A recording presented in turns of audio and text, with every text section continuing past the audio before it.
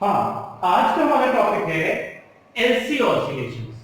तो देखिए, हम एक सर्किट लेंगे जिसमें एक इंडक्टर को हमने कैपेसिटर के साथ कनेक्ट किया।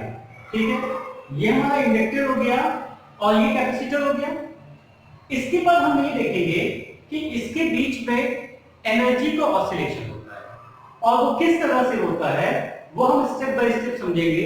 तो पहले यहां पे देखिए, ये जो हमारा इंडक्टर है, इस इंडक्टर को हम ले रहे हैं नॉन रेजिस्टिव इंडक्टर।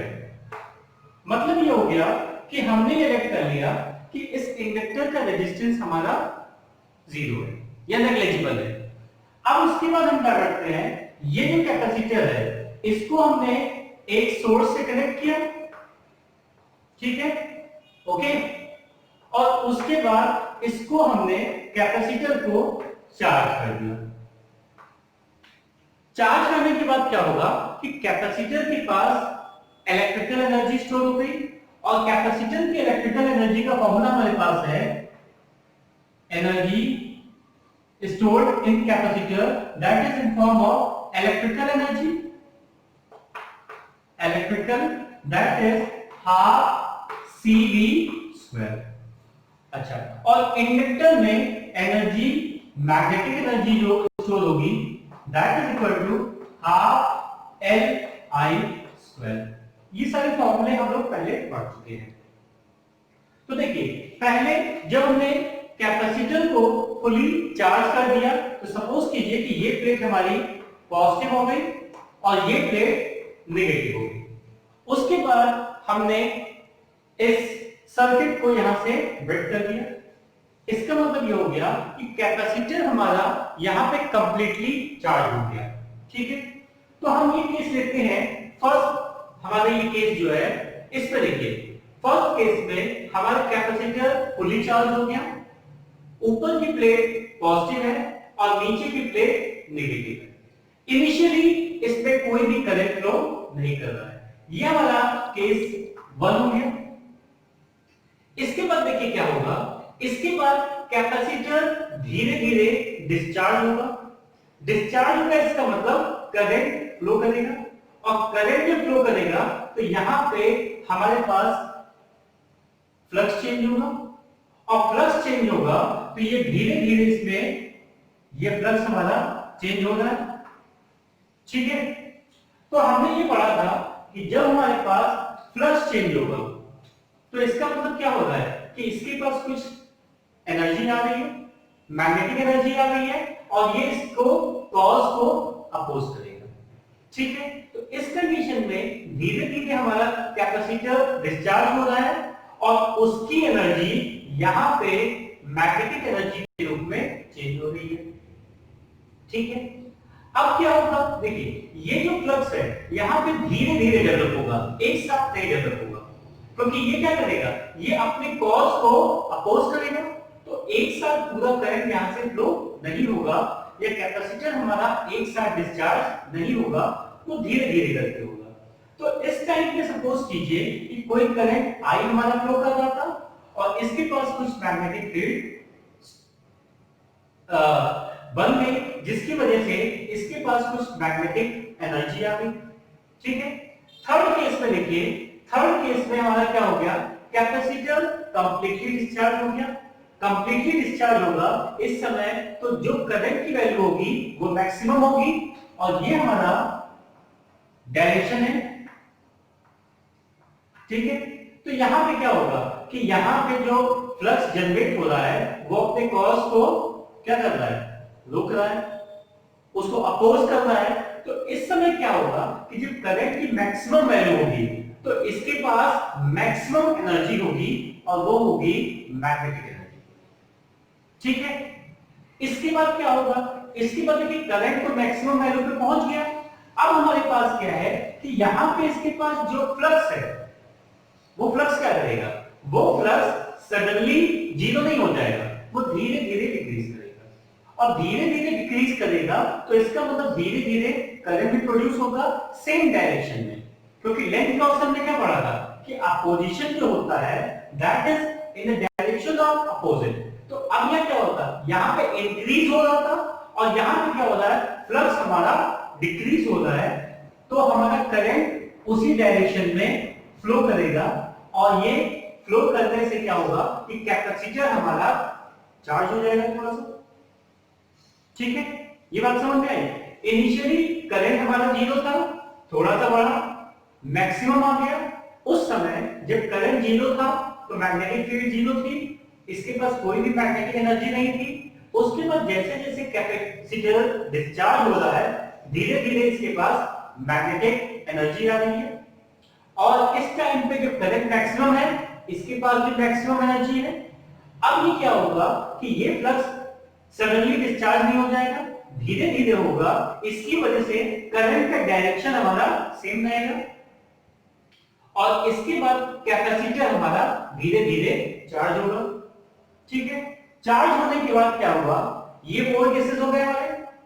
अब देखिए इस केस में, फिफ्थ केस में, इसके बाद क्या होगा कि हमारा कैपेसिटर फुली चार्ज हो गया, लेकिन क्या हुआ, पोलैरिटी चेंज हो गई। पहले हमारी पोलैरिटी क्या थी, पॉजिटिव थी यहां पे, अब इसकी पोलैरिटी यहां पे नेगेटिव हो गई और यहां पे पॉजिटिव हो गई। इसका मतलब करंट की डायरेक्शन चेंज हो जाएगी। करंट हमारा जीरो से स्टार्ट हुआ, मैक्सिमम गया, फिर डिक्रीज करके फिर जीरो आ गया। ठीक है, यहां पे करंट हमारा जीरो हो गया और फिर नेगेटिव डायरेक्शन में इंक्रीज कर रहा है। इसका मतलब क्या हो गया कि यहां पे हमारे पास जो एनर्जी है वो इलेक्ट्रिकल एनर्जी है, मैग्नेटिक एनर्जी इसके पास जीरो हो गई। अब फिर हमारा कैपेसिटर डिस्चार्ज होगा, डिस्चार्ज होने से अब क्या होगा कि करंट की डायरेक्शन हमारी चेंज हो गई। तो यहां पे जो ये लाइंस इस डायरेक्शन में थी, अब ये डायरेक्शन आ गया। ठीक है, सेम प्रोसेस वही हो रहा है, यहां पे कुछ करंट फ्लो कर रहा है। इसके बाद करंट हमारा मैक्सिमम हो जाता है, मैक्सिमम हो जाता है, उस समय हमारे पास इंडक्टर के पास एनर्जी मैक्सिमम एनर्जी है। उसके बाद क्या होगा, कैपेसिटर की एनर्जी खत्म हो गई, उसकी सारी एनर्जी इंडक्टर में आ गई।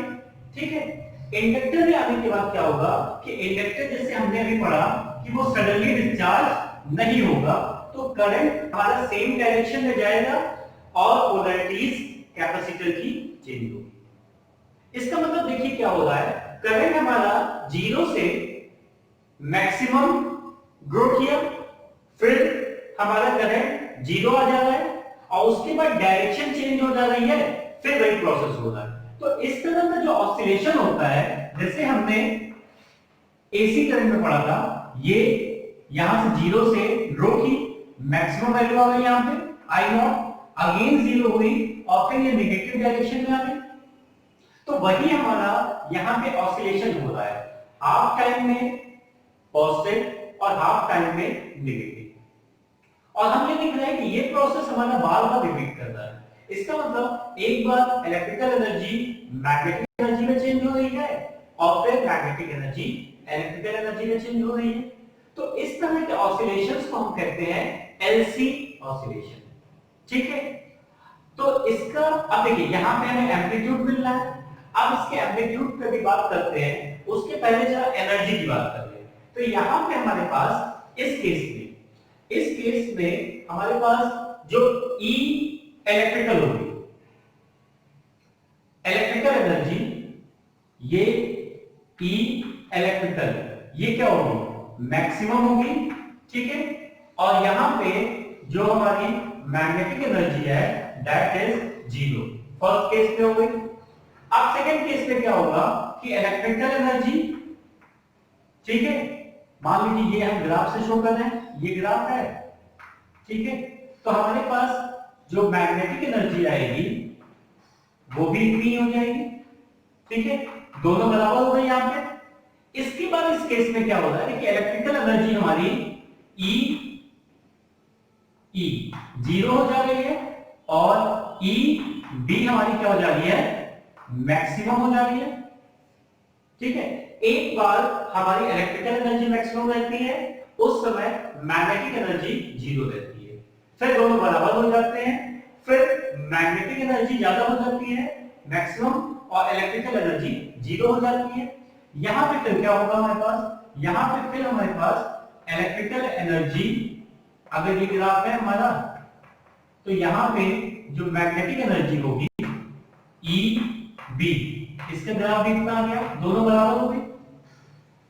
यहां पे क्या हो जाएगा, फिर हमारे पास इलेक्ट्रिकल एनर्जी मैक्सिमम हो जाएगी और मैग्नेटिक एनर्जी जीरो हो गई।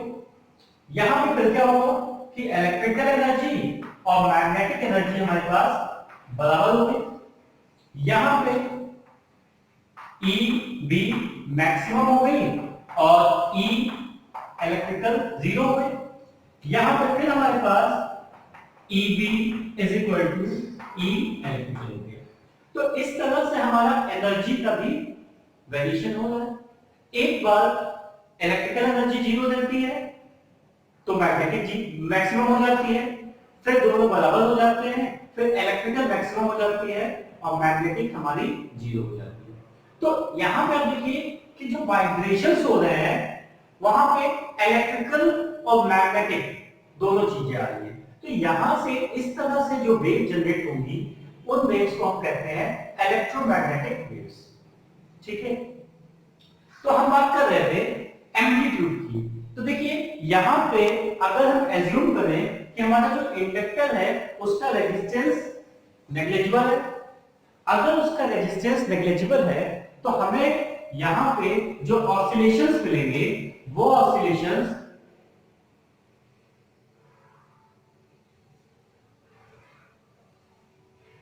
इक्वल मैग्नीट्यूड के एम्पलीट्यूड के मिलेंगे। इसका मतलब इस तरह के ऑसिलेशंस हमें मिलेंगे, ऐसा हम सोचते हैं कांस्टेंट एम्पलीट्यूड के।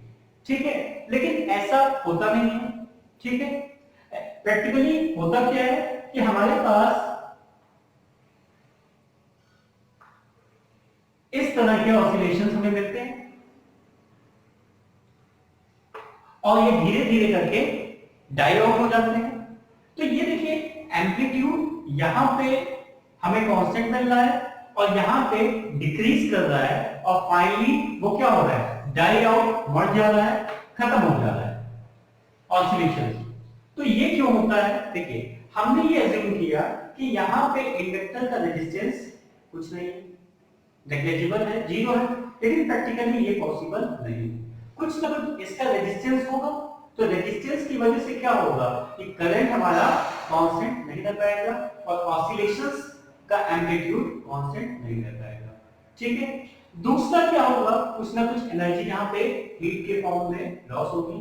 ठीक है, अब देखिए दूसरी बात ये होती है कि जैसे हमने ये बताया कि इसके पास इलेक्ट्रिकल और मैग्नेटिक दोनों नेचर के वेव्स यहां पे जनरेट हो रही है। तो इलेक्ट्रोमैग्नेटिक वेव्स यहां पे जनरेट होंगी और इलेक्ट्रोमैग्नेटिक रेडिएशन के फॉर्म में यहां पे हीट लॉस होगी। इसका मतलब हीट लॉस हो रही है तो एनर्जी लॉस हो रहा है और एनर्जी लॉस होगा तो एम्पलीट्यूड हमारा धीरे धीरे कम होगा और कुछ समय बाद ये ऑसिलेशंस डाई आउट हो जाएंगे। ठीक है, अब अगर हम चाहते हैं कि इस तरह का कांस्टेंट एम्पलीट्यूड रहे तो इसका मतलब क्या होगा कि यहां पे जो हमारे पास एनर्जी थी यहां पे क्या हो रही है, इतनी कम हो रही है, हमें कितनी चाहिए, ये एनर्जी चाहिए, तो इतनी एनर्जी हम उसको बार बार देते रहें जिससे कि उसका एम्पलीट्यूड मेंटेन रहे। तो इस तरह से हम इसको अनडैम्प्ड ऑसिलेशन बना सकते हैं। लेकिन ये होता क्या है, डैम्प्ड ऑसिलेशन होता है। तो ये बेसिक हमारा था एलसी ऑसिलेशन। अब देखिए इसके बारे में मैथमेटिकल ट्रीटमेंट डिस्कस करते हैं कि किस तरह से इसमें फ्रीक्वेंसी हम फाइंड करते हैं या और भी टर्म्स हमारे किस तरह से इसमें हम निकालेंगे। हाँ, तो ये हम लोग स्टडी कर रहे थे कि कैसे चार्ज हमारा फ्लो कर रहा है, चार्ज कम हो रहा है, करंट धीरे धीरे कम हो रहा है, जीरो हो जा रहा है, डायरेक्शन चेंज हो रही है, फिर नेगेटिव डायरेक्शन में मैक्सिमम हो रहा है एंड सो ऑन। अब यहां पे हम कुछ ग्राफ स्टडी करते हैं। तो पहला ग्राफ है हमारा इलेक्ट्रिक फील्ड की हम बात करते हैं। तो इलेक्ट्रिक फील्ड देखिए क्या हो रहा है, यहां पे इसके पास चार्ज मैक्सिमम है तो इलेक्ट्रिक फील्ड हमारा मैक्सिमम है इस समय और फिर जीरो हो जा रहा है नीचे मैक्सिमम जा रहा है, इस तरह से इलेक्ट्रिक फील्ड का वेरिएशन होता है यहाँ पे। अच्छा, मैग्नेटिक फील्ड का वेरिएशन कैसे हो रहा है, ये देखिए मैग्नेटिक फील्ड का वेरिएशन जो हो रहा है, मैग्नेटिक फील्ड क्या है, पहले जीरो है, जीरो से मैक्सिमम हुई एंड अगेन फिर ये नेगेटिव डायरेक्शन में जाके मैक्सिमम हो जाती है, डायरेक्शन चेंज हो जाती है। तो ये हमारा इलेक्ट्रिक फील्ड और मैग्नेटिक फील्ड यहाँ पे ऑसिलेट करते हैं। तीसरी बात देखिए, अगर हम एनर्जी की बात करते हैं तो एनर्जी में हमारे पास इलेक्ट्रिकल एनर्जी है, इलेक्ट्रिकल एनर्जी। तो इलेक्ट्रिकल एनर्जी पहले क्या है, मैक्सिमम है, धीरे धीरे वो कम हो रही है। तो इस तरह से ये हमारे पास मैक्सिमम की, ये यहां पे आए, जीरो हो गए, फिर मैक्सिमम हुआ और फिर ये जीरो हो जाता है। तो ये ऑसिलेशन हो रहा है हमारा इलेक्ट्रिकल एनर्जी का। अब अगर मैग्नेटिक एनर्जी की हम बात करें, यहां पे मैग्नेटिक एनर्जी,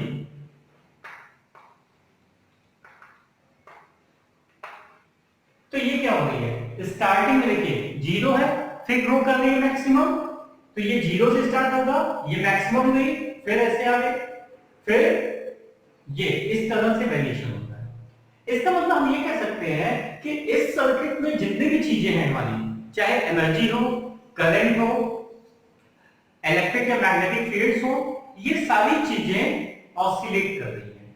तो एक तरह से यहाँ जो ऑसिलेशन हो रहा है वो किसकी वजह से हो रहा है, एलसी ऑसिलेशन की वजह से हो रहा है, जो सर्किट हमारा इंडक्टर और कैपेसिटर से रिलेटेड है, इसलिए हम इसको एलसी ऑसिलेशंस कहते हैं। अब देखिए, लास्ट लेक्चर्स में हम लोगों ने पढ़ा है कि अगर एलसी ऑसिलेशन हो रहा है तो वहां पे एंगुलर फ्रीक्वेंसी का फॉर्मूला हमारे पास है omega is equal to 1 upon under root LC. ठीक है, ये हम ध्यान दीजिएगा, ये हमारी नेचुरल फ्रीक्वेंसी है, इसका रेजोनेंस से यहाँ पे कोई रिलेशन नहीं है। तो ये हमारी एंगुलर फ्रीक्वेंसी आ गई। अगर इसी को हम एंगुलर, इसको ऐसे लिख सकते हैं फ्रीक्वेंसी के टर्म में, F not F is equal to 1 upon 2 pi under root LC. ये फॉर्मूला हो गया हमारे पास। ठीक, अब हमें टाइम पीरियड निकालना होगा, तो हमें पता है कि time period that is inverse of frequency, तो ये हो जाएगा हमारे पास 2 पाई अंडर रूट एलसी। तो टाइम पीरियड हमारा किस पे डिपेंड कर रहा है, एल पे और सी पे। तो एल और सी से हम टाइम पीरियड यहाँ पे वेरी कर सकते हैं। तो ये सारी चीजें हो गई general basic concept of LC circuit. अब हम इसके मैथमेटिकल ट्रीटमेंट पे आते हैं। तो मैथमेटिकल ट्रीटमेंट में हम ये देखेंगे कि हमारे पास चार्ज का और करंट का इसमें फॉर्मूला क्या आता है, ठीक है, और हमारी जो एनर्जी है, देखिए कैपेसिटर में जो एनर्जी हम निकालते हैं तो हमारे पास फॉर्मूले अलग अलग फॉर्मूले हैं, उसमें से हम यहाँ पे हाफ क्यू स्क्वायर अपॉन सी लेते हैं।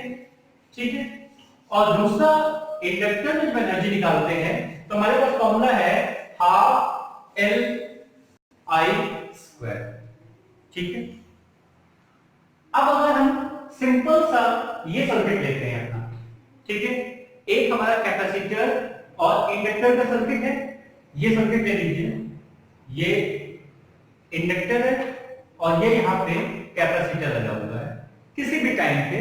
ठीक है, करंट फ्लो कर रहा है आई, ये पॉजिटिव है, ठीक है, और ये नेगेटिव है। तो इसके क्रॉस कुछ वोल्टेज होगा और कुछ वोल्टेज हमारा इंडक्टर के क्रॉस होगा। अच्छा, इनिशियली हमने ये किया है कि हमारा जो इंडक्टर है उसका रेजिस्टेंस नेग्लिजिबल है या जीरो है।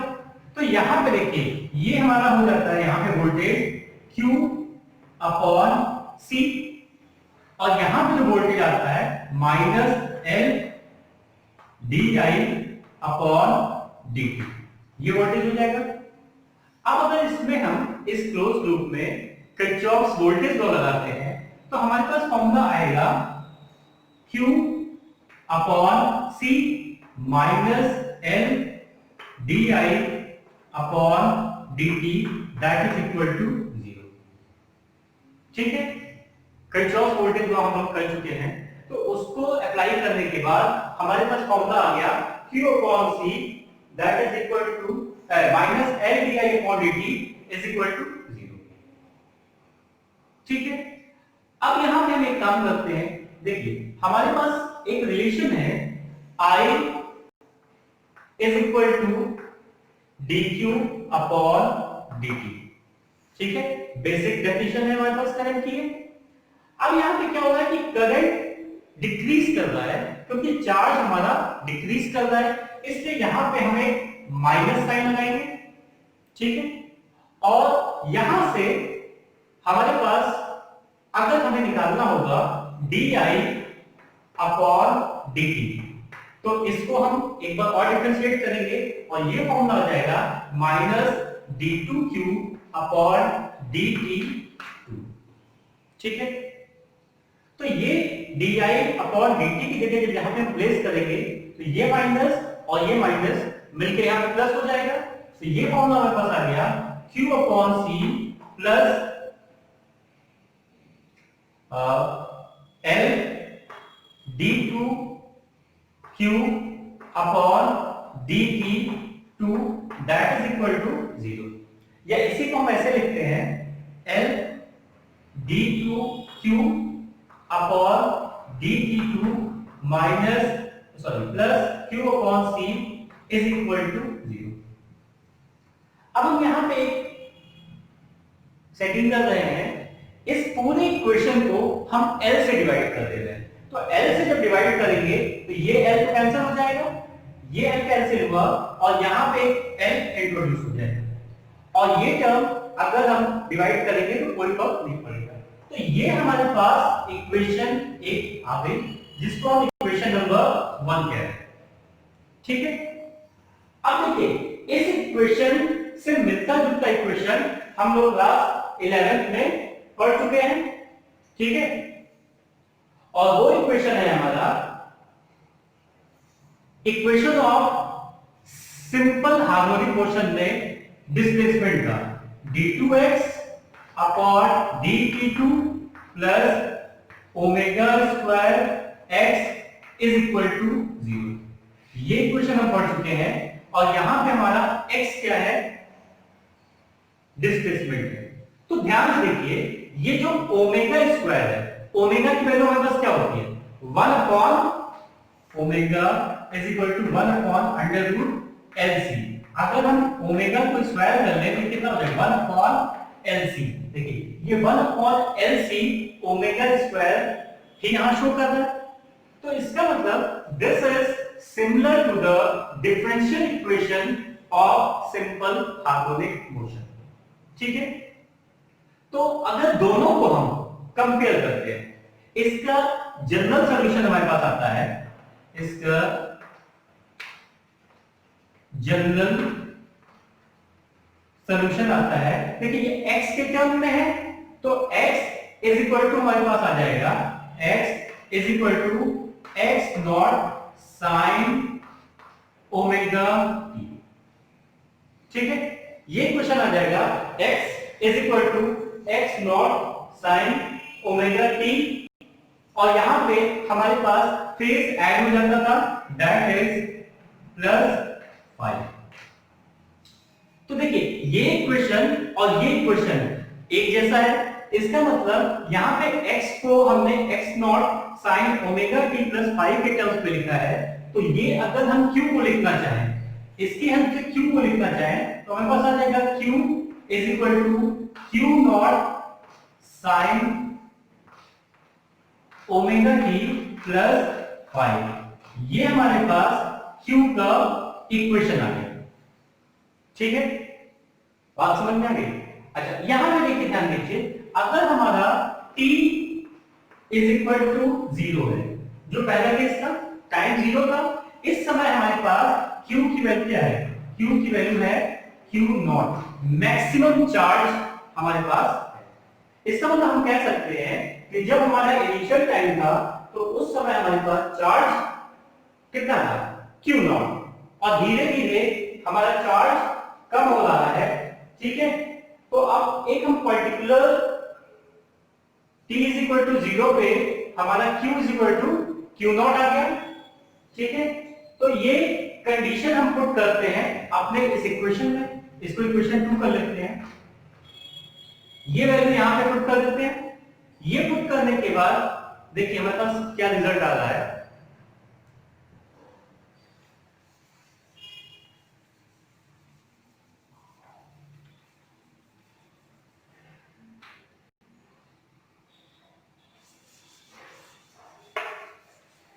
हाँ, ये कंडीशन जब यहां पुट करते हैं तो ये t तो हमारा 0 हो गया, ठीक है। तो यहां पे क्या बचा sin फाई, और यहां पे q की जगह क्या आ गया q नॉट। तो ये हमारे पास हो गया q not is equal to q not sin phi, ठीक है। ये q नॉट और ये q नॉट कैंसिल हो गया, इसका मतलब हमारे पास यहां क्या आ गया sin phi is equal to 1, ठीक है। That is phi is equal to 90, क्योंकि sin 90 की वैल्यू हमारे पास क्या होती है 1 होती है। तो यहां से हमारे पास फाई की वैल्यू आ गई। अब फाई की वैल्यू जब आ गई हमारे पास 90, तो q का इक्वेशन क्या हो गया, q का इक्वेशन देखिए इसी इक्वेशन 2 में अगर इसको पुट करते हैं तो ये हमारे पास आ जाएगा q is equal to q not sin omega t plus 90 degree. तो sin 90 प्लस थीटा हमारा cos थीटा हो जाएगा। तो ये इक्वेशन आ गया q is equal to q not cos omega t। ये हमारे पास इक्वेशन आ गया चार्ज का, इसको हम इक्वेशन नंबर 3 कर लेते हैं, ठीक है। ये सारी चीजें हमारे देखिए एसएचएम को फॉलो कर रही है। अब अगर यहां पे हम i को निकालना चाहें तो हमारे पास i क्या होता है, since i is equal to यहां पे क्या है माइनस dq अपॉन dt था, और q की वैल्यू ये हो गई हमारी। तो q में देखिए क्या हो गया, ये माइनस वाई है हमारे पास, यहां पे q नॉट कांस्टेंट है, ये q नॉट बाहर हो गया। और जब cos ओमेगा t को हम डिफरेंशिएट करेंगे तो हमारे पास आएगा minus sin omega t multiplied by omega. तो यहां पे आ गया ओमेगा और ये आ गया sin ओमेगा t, ठीक है। और ये माइनस प्लस कर दिया इसको, तो i की वैल्यू हमारे पास आ गई i is equal to q not omega sin omega t। ये इक्वेशन हम यूज कर सकते हैं, लेकिन अगर हम इसको चाहें तो थोड़ा सा चेंज भी कर सकते हैं, ठीक है। तो इसको चेंज करने के लिए हमारे पास हमें ये देखना है कि एनर्जी स्टोर्ड इन इंडक्टर का फॉर्मूला क्या है और एनर्जी स्टोर्ड इन कैपेसिटर का फॉर्मूला क्या है। तो यहां पे देखिए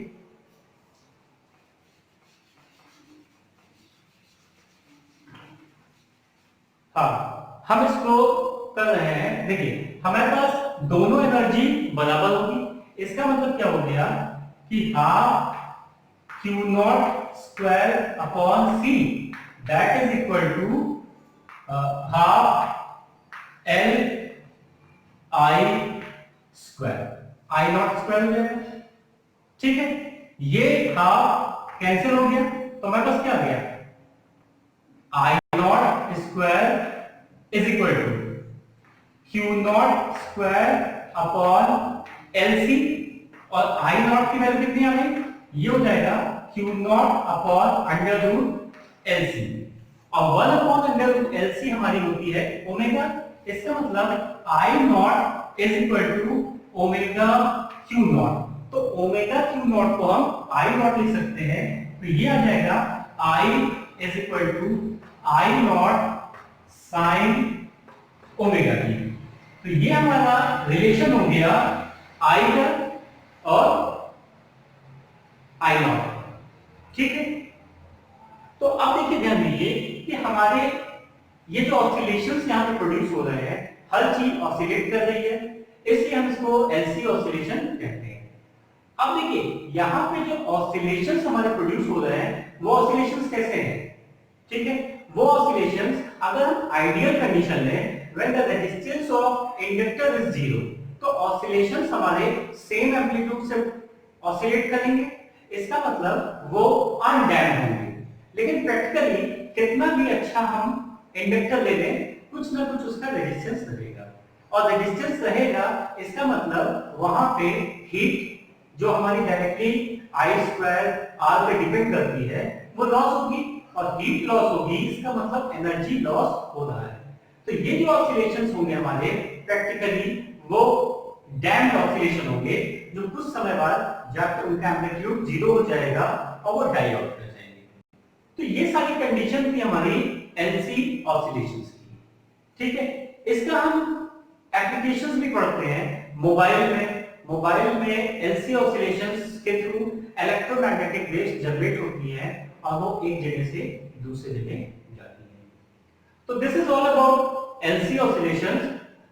ये चैप्टर अल्टरनेटिंग करंट आपका यही फिनिश हो रहा है, सारे टॉपिक हो गए इसके। अब नेक्स्ट में हम एक नए चैप्टर के साथ अपना वीडियो स्टार्ट करेंगे।